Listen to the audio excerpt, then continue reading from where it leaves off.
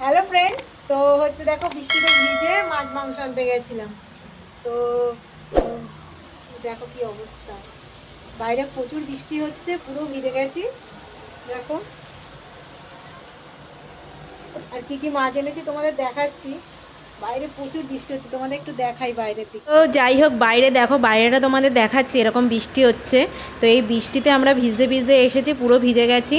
তো বুঝতেই পারছো, তো এই ভিজে অবস্থায় মাছ টাছগুলো কেটে নেবো, কেটে ধুয়ে পরিষ্কার করে তারপরে হচ্ছে স্নান টান করে নেবো।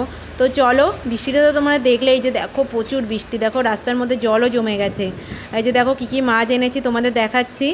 এই যে দেখো লোটে মাছ, অনেক দিন পরে পেলাম, লোটে মাছ অল্পই ছিল, সব 500 করে নিয়ে এসেছি। আর হচ্ছে পার্শে মাছও 500 নিয়েছি। আর এই যে শাটিং মাছ, আয়লা মাছ, আমরা আয়লা মাছ বলি, আয়লা মাছ। আর এই যে দেখো চিকেন, আমি জানতাম না, আমার বর চিকেন নিয়েছে, তো অন্য এক জায়গা থেকে চিকেন নিয়েছি, শুধু লেগ পিস। তো এখানে লেগ পিসটা 240 টাকা করে নিয়েছে। আমি তো জানতাম না, আমি ভেবেছিলাম এসে লোটে মাছটাই রান্না করব।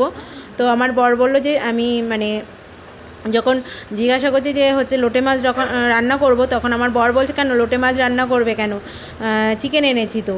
তো এখানে 750 মতো চিকেন আছে।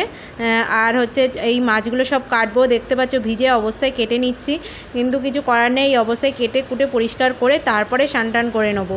তো চলো, এই যে মাছগুলো কাটি, মাছগুলো কাটতেও তো অনেক সময় লাগে, মেয়েদের এই সমস্যা। ছেলেরা দেখো বেশ এসে ফ্রেশ হয়ে বেশ বসে গেছে, আর ক্যামেরার পিছনে আছে।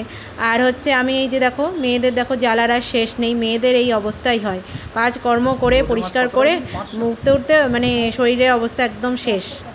তো যাই হোক, কারা কার এইরকম, কার কার বর হেল্প করে আমাকে অবশ্যই জানাবে। আমার বর তো একটুও হেল্প করে না, এই যে যখনই বাজার টাজার করে নিয়ে আসি, ও মাছে তো মোটেই হাত দেবে না আমার বর, ওনার গন্ধ লাগে, কিন্তু খাওয়ার সময় কোনো কিছু গন্ধ লাগে না। মাছ খেতে খুবই ভালো লাগে, কিন্তু মাছে হাত দেওয়া যাবে না। এই যে আমি বাজার থেকে মাছ নিয়ে এসেছি, মাছটা আমি একটা একটা করে বেছে নিয়েছি, মাছটা কেমন। এই যে চিকেনটা দেখো, আর একবার একটু দেখিয়ে দিলাম, এই যে লেগ পিস। তো যাই হোক, চলো মাছ টাছগুলো কেটে নিই, কেটে তারপরে রান্না বান্না করবো। তো চলো, ভিডিওটা এখানেই শেষ করলাম। ভিডিওটা কেমন লাগলো আমাকে অবশ্যই কমেন্ট করে জানিও। তো চলো, টাটা।